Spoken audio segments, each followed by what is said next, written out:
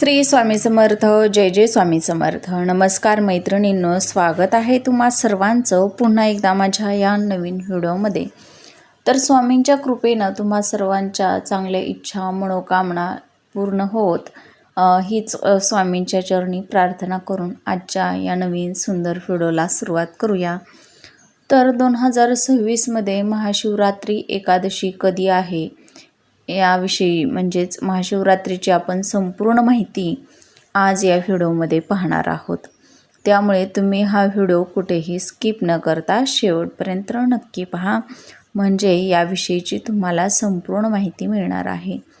तर बघा, हिंदू धर्मामध्ये अनेक सण उत्सव हे येत असतात आणि त्या प्रत्येक सण उत्सवाचं महत्त्व हे खूप वेगवेगळं असतं आणि अशा काही तिथींना आपल्या हिंदू धर्मामध्ये खूप महत्त्व दिलं जातं.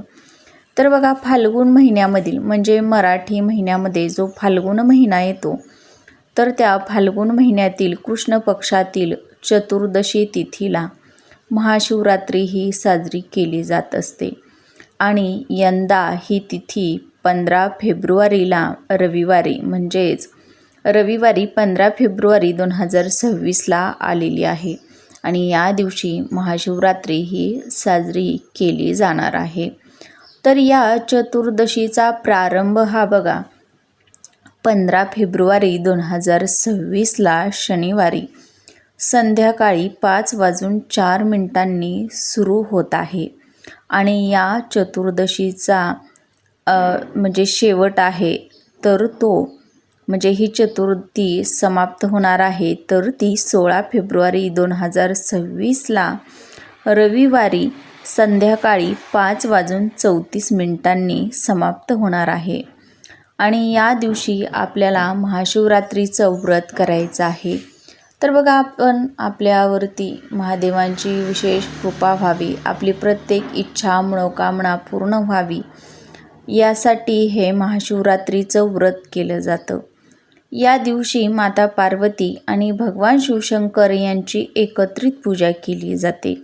या रात्रीमध्येच भगवान शिवशंकर आणि माता पार्वती यांचा विवाह झाला होता, म्हणून ही रात्री महाशिवरात्री म्हणून साजरी केली जात असते. आणि ही जी महाशिवरात्री आहे, तर ती भगवान शिवशंकरांना समर्पित केली जाते आणि म्हणूनच आपण या दिवशी व्रत उपासना करत असतो. या उपासनेच्या दिवशी काही नियम देखील पाळले जात असतात. तर या दिवशी आपण बघा कोणते नियम पाळायचे आहेत. तर या दिवशी आपण चुकूनही मांसाहार किंवा तामसी पदार्थ जे आहेत तर त्याचं सेवन हे टाळायचं आहे. दिवसभर आपण आपल्या भागामध्ये बघा वेगवेगळ्या पद्धतीनं व्रत केलं जातं. ज्या भागामध्ये जे पदार्थ खाल्ले जातात या व्रताच्या दिवशी, तर ते आपण खाऊनच हा जो उपवास आहे तर तो करायचा आहे. स्त्रियांनी या दिवशी चुकूनही आपले नखे बघा, नखं म्हणजे सर्वांनीच कापायचे नाहीत. स्त्रियांनी या दिवशी चुकूनही केस कापू नयेत, नखे कापू नयेत, असे काही नियम या दिवशी पाळायचे आहेत. तर बघा, आपल्याला पूजा करण्यासाठी 4 प्रहर जे आहेत तर ते दिले जातात. तर त्यामध्ये बघा, ही जी पूजा आहे तर ती सायंकाळच्या वेळीच केली जाते. तर या पूजेसाठी आपल्याला 4 मुहूर्त जे आहेत तर ते असणार आहेत. तर बघा, 16 फेब्रुवारीला या एकादशीची समाप्ती होणार आहे आणि 15 फेब्रुवारीला हे व्रत जे आहे तर ते आपल्याला करायचं आहे. तर रात्रीच्या पूजेचे 4 शुभमुहूर्त आहेत. तर बघा, प्रथमचा जो शुभमुहूर्त आहे म्हणजे प्रथम पहर जो आहे तर तो सायंकाळी 6:11 ते रात्री 9:23 असणार आहे.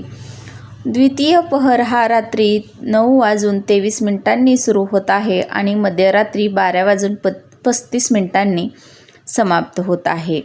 त्यानंतर बघा, तृतीय पहर मध्यरात्री 12:35 ते पहाटे 3:47 आहे आणि चतुर्थ प्रहरचा शुभमुहूर्त हा पहाटे 3:47 ते सकाळी 6:59 असणार आहे. तर हे जे मुहूर्त आहे तर 15 फेब्रुवारी ते 16 फेब्रुवारी या रात्रीचे मुहूर्त आहेत.